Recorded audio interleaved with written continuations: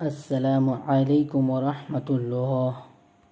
দর্শকবৃন্দ, আশা করছি আল্লাহর অশেষ মেহেরবানিতে আপনারা সকলেই ভালো আছেন। একটা ছোট্ট হাদিস শুনে ইনশাআল্লাহ আমরা আজকের মূল পর্বে চলে যাব। নবী পাক সাল্লাল্লাহু আলাইহি ওয়াসাল্লাম ইরশাদ করেছেন, ওই ব্যক্তির নাক ধুলোয় মলিন হোক যার কাছে আমার আলোচনা হলো আর সে আমার উপর দরুদ পাঠ করল না। তিরমিজি পঞ্চম খণ্ড, পৃষ্ঠা নম্বর 320, হাদিস নম্বর 3556। চলুন শুরু করা যাক আজকের মূল পর্ব। বিসমিল্লাহির রহমানির রহিম। আবিসিনিয়ায় দ্বিতীয় হজরত। এরপর আবিসিনিয়া ফেরত মুহাজিরদের উপর বিশেষভাবে এবং মুসলমানদের উপর সাধারণভাবে কুরাইশদের অত্যাচার নির্যাতন আরও বেড়ে যায়। কেননা কুরাইশ বংশের লোকেরা মুসলমানদের নানাভাবে অনেক কষ্ট দেয়। কেননা কুরাইশরা খবর পেয়েছিল নাজ্জাশী মুসলমানদের সঙ্গে খুব ভালো ব্যবহার করেছেন এবং সেখানে তারা ভালোভাবেই দিন কাটাচ্ছে। এ খবর তাদের অন্তর্জ্বালা বহুগুণে বাড়িয়ে দেয়। কুরাইশদের অত্যাচার নির্যাতন বেড়ে যাওয়ার অগত্যা রাসূলুল্লাহ সাল্লাল্লাহু আলাইহি ওয়াসাল্লামের সাহাবায়ে কেরামের পুনরায় হাবশায় হিজরত করতে পরামর্শ দেন।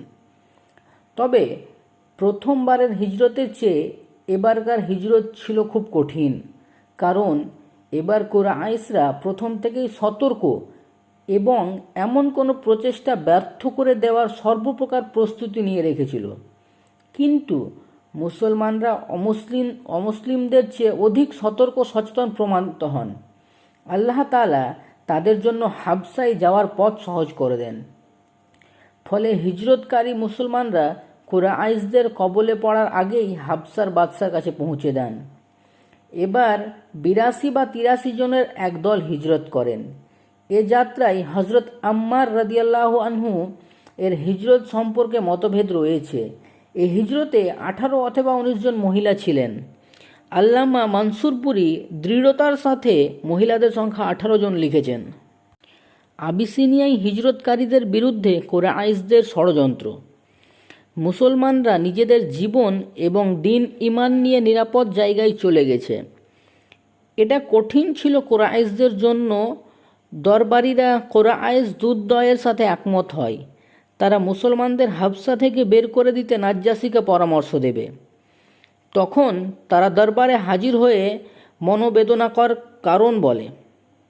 সুতরাং তারা আমর ইবনুল আস এবং গভীর বোধবুদ্ধি সম্পন্ন আবদুল্লাহ ইবনে রাবিয়াকে এক গুরুত্বপূর্ণ দায়িত্বশীল মিশনে পাঠাবার সিদ্ধান্ত নেয়। এ দুজন তখনও ইসলাম গ্রহণ করেনি। বাদশাহ এবং দরবারীদের দায়ার জন্যে কুরাইশরা এই দুজনের হাতে মূল্যবান উপঢৌকন দিয়ে তাদের হাবশার উদ্দেশ্যে রওনা করে দেয়। কুরাইশ দূতদ্বয় হাবশায় পৌঁছমে প্রথমে দরবারীদের উপঢৌকন দেন। এরপর সেসব যুক্তি এবং কারণ ব্যাখ্যা করেন যার ভিত্তিতে তারা মুসলমানদের হাবশা থেকে বের করতে চান। তারা বললেন, হে বাদশাহ, আমাদের কাছে নির্বোধ যুবক আপনাদের দেশে পালিয়ে এসেছে। তারা স্বজাতির দিন পরিত্যাগ করেছে, কিন্তু আপনার দিনও গ্রহণ করেনি।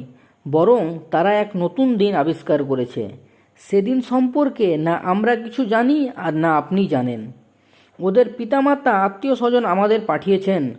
উদ্দেশ্য, আপনি পালিয়ে যাওয়া যুবকদের তাদের আত্মীয় স্বজনের কাছে ফিরিয়ে দেবেন, কেননা তারা নিজেদের লোকদের সম্পর্কে ভালো বোঝেন। কুরাইশ দূতদ্বয় বাদশার সামনে এ নিবেদন তুলে ধরার পর দরবারীরা বলে উঠল, বাদশা সালামত, তারা ঠিকই বলেছেন। আপনি এখানে আশ্রয় গ্রহণকারী এ দুজনের সম্মান করুন। তারা যুবকদের তাদের গোত্রের লোকেদের কাছে পৌঁছে দেবেন। নাজ্জাশী ভাবলেন, এ সমস্যার গভীরে প্রবেশ করে সব দিক ভালোভাবে পর্যালোচনা করে দেখতে হবে। তিনি মুসলমানদের তার দরবারে ডেকে পাঠান। মুসলমানরা নিজেদের মধ্যে আলোচনা করে সিদ্ধান্ত নিলেন তারা নির্ভয়ে সত্য কথা বলবেন। এরপরে পরিণাম যা হয় হবে। মুসলমানরা দরবারে আসার পর নাজ্জাশী জিজ্ঞেস করলেন, তোমরা যে দিনের কারণে স্বজাতির সঙ্গে সম্পর্ক ছিন্ন করেছ সেটা কি? তোমরা তো আমার অনুসৃত দিনেও প্রবেশ করনি। এ জিজ্ঞাসার জবাবে মুসলমানদের মুখপাত্র হজরত জাফর ইবনে আবু তালেব রাদিয়াল্লাহু আনহু বললেন, হে বাদশাহ, আমরা ছিলাম মূর্তি পূজায় লিপ্ত একটি মূর্খ জাতি। আমরা মৃত পশুর মাংস খেতাম, পাপ কাজে লিপ্ত থাকতাম, নিকট আত্মীয়দের সঙ্গে সম্পর্ক ছিন্ন করতাম, প্রতিবেশীদের সাথে খারাপ ব্যবহার করতাম।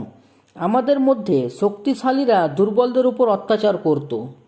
আমরা যখন এরূপ অবস্থায় ছিলাম তখন আল্লাহ তাআলা আমাদের মধ্য থেকে একজনকে রসুল রূপে পাঠালেন। তার উচ্চ বংশমর্যাদা, সত্যবাদিতা, সচরিত্রতা, আমানতদারি ও বিশ্বস্ততা সম্পর্কে আমরা আগে থেকেই জানতাম। তিনি আমাদের আল্লাহর পথে ডেকে বুঝিয়েছেন আমরা যেন শুধু এক এবং অদ্বিতীয় আল্লাহকে মানি এবং তার ইবাদত করি। আমাদের পিতামহ যেসব মূর্তি এবং পাথরের পূজা করতেন সেসব যেন পরিত্যাগ করি। তিনি আমাদের সত্য বলার, আমানত আদায় করার, নিকট আত্মীয়দের সঙ্গে সম্পর্ক রাখার, প্রতিবেশীর সঙ্গে সদাচরণ করার, পাপ না করার এবং রক্তপাত থেকে বিরত থাকার নির্দেশ দিয়েছেন। অশ্লীল কাজে লিপ্ত হওয়া, মিথ্যে বলা, ইয়তিমের ধন সম্পদ আত্মসাৎ করা এবং সতী সাধ্বী পুণ্যশীলা মহিলা নামে অপবাদ দিতে নিষেধ করেছেন। তিনি বলেছেন আমরা যেন শুধু আল্লাহর ইবাদত করি, তার সাথে কাউকে শরিক না করি। তিনি আমাদের নামাজ আদায় করা, রোজা রাখা এবং জাকাত দেওয়ার নির্দেশ দিয়েছেন। হজরত জাফর রাদিয়াল্লাহু আনহু ইসলামের পরিচয় এভাবে তুলে ধরার পর বলেন, আমরা সেই রসুলকে সত্য বলে মেনেছি, তার উপর বিশ্বাস স্থাপন করেছি, তার অনেক দিনের ব্যাপারে তার অনুগত্য করেছি। অতএব আমরা শুধু আল্লাহর ইবাদত করেছি, তার সাথে অন্য কাউকে শরিক করিনি। রাসূলুল্লাহ সাল্লাল্লাহু আলাইহি ওয়াসাল্লাম যেসব বিষয় নিষিদ্ধ বলেছেন আমরা সেগুলোকে নিষিদ্ধ মনে করেছি, যেগুলো হালাল বলেছেন সেগুলোকে হালাল মনে করেছি। আর এসব কারণে আমাদের জাতির লোকেরা আমাদের উপর নাখুশ হয়েছে। তারা আমাদের উপর অত্যাচার নির্যাতন করেছে এবং আগের দিনে ফিরে নিতে বিভিন্ন সংকট এবং শাস্তির সম্মুখীন করেছে। তারা চাই আমরা যেন আল্লাহর ইবাদত পরিত্যাগ করে মূর্তি পূজার প্রতি ফিরে যাই। ইতিপূর্বে যেসব নোংরা জিনিসকে আমরা হালাল মনে করেছিলাম পুনরায় সেগুলোকে হালাল মনে করতে থাকি। তারা যখন আমাদের উপর অত্যাচার নির্যাতন মাত্রা বহুলাংশে বাড়িয়ে পৃথিবীতে আমাদের সংকীর্ণ করে দিয়েছে, আমাদের এবং আমাদের গৃহীত দিনের মাঝে অন্তরায় হয়ে দাঁড়িয়েছে, তখন আমরা আপনার দেশে চলে এসেছি এবং অন্যদের তুলনায় আপনাকে প্রাধান্য দিয়ে আপনার আশ্রয়ে থাকা পছন্দ করেছি। আমরা আশা পোষণ করেছি আপনার এখানে আমাদের ওপর কোনো প্রকার জুলুম অত্যাচার করা হবে না। নাজ্জাশী বললেন, আমাকে তোমাদের রসুলের অনীত বিষয়গুলো থেকে কিছু পড়ে শোনাও। হজরত জাফর রাদিয়াল্লাহু আনহু সূরা মারইয়ামের প্রথম দিকের কয়েকটি আয়াত পাঠ করলেন। তা শুনে নাজ্জাশী অবিরাম কাঁদতে থাকেন, তার দাড়ি ভিজে যায়। হজরত জাফর রাদিয়াল্লাহু আনহু এর তেলাওয়াত শুনে তার ধর্মীয় উপদেষ্টারাও এত বেশি কাঁদলেন যে তাদের সামনে রাখা গ্রন্থগুলো ভিজে যায়। এরপর নাজ্জাশী বললেন, এ বাণী এবং হজরত ঈসা আলাইহিস সালামের আনিত বাণী একই উৎস থেকে এসেছে। এরপর নাজ্জাশী আমর ইবনুস আস এবং আবদুল্লাহ ইবনে রবিয়াকে বললেন, তোমরা চলে যাও, আমি এসব লোককে তোমাদের হাতে তুলে দিতে পারি না। এখানে তাদের বিরুদ্ধে কোনো প্রকার কারসাজিও আমি সহ্য করব না। বাদশার এই নির্দেশের পর কুরাইশ প্রতিনিধিদ্বয় দরবার থেকে বেরিয়ে এলো। এরপর আমর ইবনুল আস আবদুল্লাহ ইবনে রবিয়াকে বলল, আল্লাহর কসম, আগামীকাল তাদের বিরুদ্ধে এমন কথা বাদশাকে বলবো যাতে তাদের শিকড় কেটে যাবে। আবদুল্লাহ ইবনে রবিয়া বললেন, না, তার দরকার নেই। ওরা যদিও আমাদের দিন পরিত্যাগ করেছে, কিন্তু ওরা তো আমাদেরই গোত্রের লোক। তবুও আমর ইবনুল আস তার সিদ্ধান্ত আঁকড়ে ধরে থাকেন।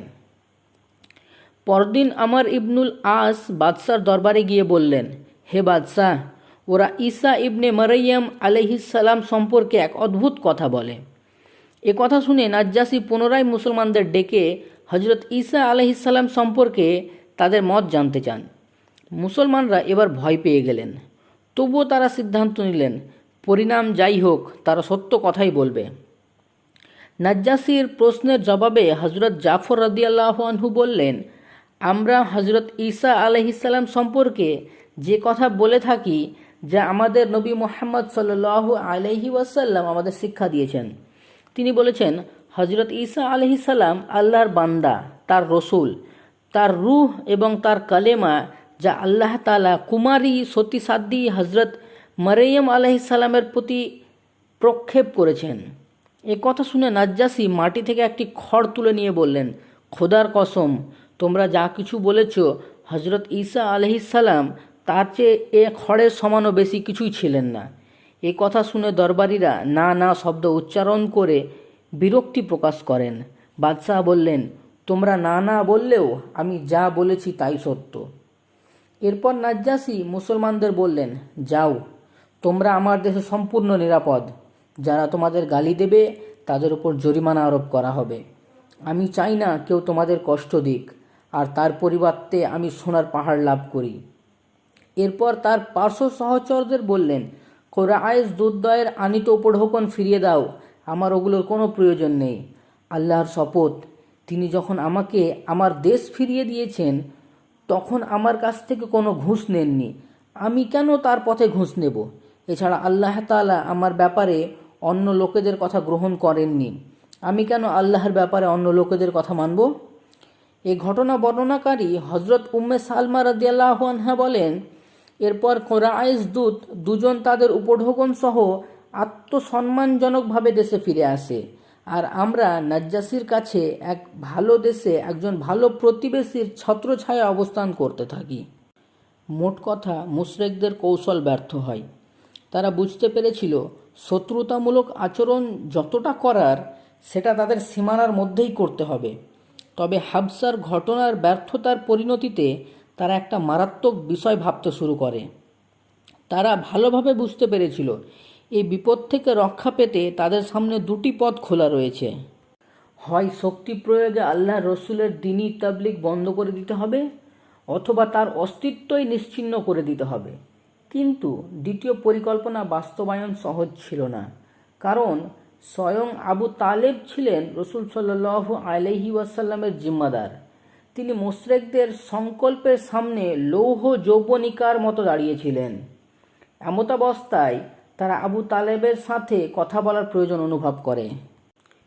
তারা আবু তালেবের কাছে গিয়ে বললেন, হে আবু তালেব, আপনি বয়সে আভিজাত্যে আমাদের মধ্যে সম্মান মর্যাদার অধিকারী।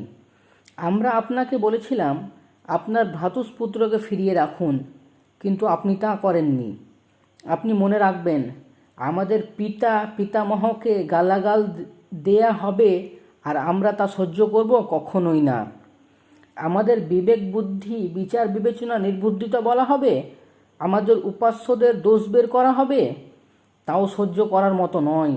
আপনি তাকে বিরত রাখুন, নয়তো আমরা আপনার এবং আপনার ভ্রাতুষ্পুত্রের সাথে এমন লড়াই বাঁধিয়ে দেব যাতে এক পক্ষ নিশ্চিহ্ন হয়ে যাবে। এ হুমকিতে আবু তালেব প্রভাবিত হন। তিনি রাসূলুল্লাহ সাল্লাল্লাহু আলাইহি ওয়াসাল্লামকে ডেকে বললেন, ভাতিজা, তোমার কওমের লোকেরা আমার কাছে এসে এমন এমন সব কথা বলে গেছে, কাজে তুমি এবার আমার এবং তোমার নিজের প্রতি দয়া করো। তুমি এ বিষয়ে আমার উপর এমন বোঝা চাপিও না যা আমি বহন করতে পারবো না। এ কথা শুনে রাসূলুল্লাহ সাল্লাল্লাহু আলাইহি ওয়াসাল্লাম বুঝতে পারলেন এবার চাচাও তাকে পরিত্যাগ করবেন। তাকে সাহায্য করার ব্যাপারে তিনিও দুর্বল হয়ে পড়েছেন। এ কারণে তিনি বললেন, চাচা যান, আল্লাহর শপথ, যদি আমার ডান হাতে সূর্য এবং বাম হাতে চন্দ্র এনে দিয়ে কেউ এ কাজ ছেড়ে দিতে বলে, তবুও আমি তা ছাড়তে পারবো না। হয়তো এ কাজের পূর্ণতা বিধান করে আমি একে জয় করব, অথবা এ পথে ধ্বংস হয়ে যাব। এ কথা বলে আবেগের অতিশয্যে নবী করিম সাল্লাল্লাহু আলাইহি ওয়াসাল্লাম চোখ সজল হয়ে ওঠে। তিনি চলে যেতে থাকলে চাচা আবু তালেব ভাতিজাকে ডেকে বললেন, যাও ভাতিজা, তুমি যা চাও তাই বলো। আল্লাহর শপথ, আমি কোনো অবস্থায় কখনো তোমাকে ছাড়তে পারবো না।